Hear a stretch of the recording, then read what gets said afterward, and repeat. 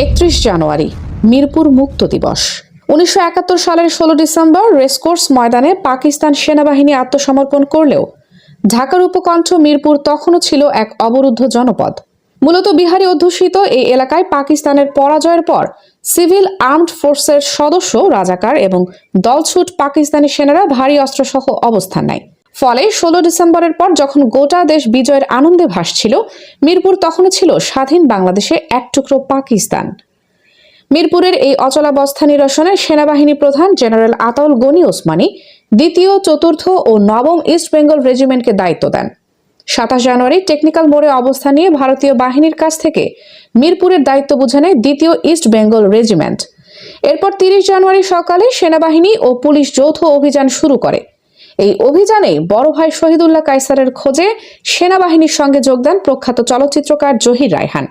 অভিযান চলাকালীন বেলা 11টার দিকে মিরপুর 12 নম্বর পানির ট্যাঙ্ক এলাকায় বিহারিরা অতর্কিত হামলা চালায়। তারা প্রতিটি বাড়ির দেয়ালে ছিদ্র করে আগে থেকেই অস্ত্র তাক করে রেখেছিল। আকস্মিক এই আক্রমণে পুলিশ সুপার জিয়াউল হক লোদি এবং জহির রায়হান গুলিবিদ্ধ হয়ে শহীদ হন। বিহারিরা এতটাই হিংস্র ছিল যে তারা সেনা ও পুলিশ সদস্যদের গুলি করেই ক্ষান্ত হয়নি, ধারালো অস্ত্র নিয়ে তাদের উপর ঝাঁপিয়ে পড়ে পৈশাচিক হত্যাযজ্ঞ চালায় এবং তাদের যোগাযোগের ওয়্যারলেস সিস্টেম ধ্বংস করে দেয়। পরিস্থিতি নিয়ন্ত্রণে আনতে সন্ধ্যায় সেনাবাহিনীর শক্তি বৃদ্ধি করে এবং মর্টার ও আর্টিলারি ব্যবহার শুরু করে। 30 জানুয়ারি সকাল থেকে 31 জানুয়ারি সকাল 10টা পর্যন্ত টানা গোলাগুলি চলে। অবশেষে 31 জানুয়ারি সকাল 10:30টার দিকে বিহারিরা আত্মসমর্পণ করতে বাধ্য হয়। উদ্ধার করা হয় 11 ট্রাক ভর্তি বিপুল অস্ত্রশস্ত্র।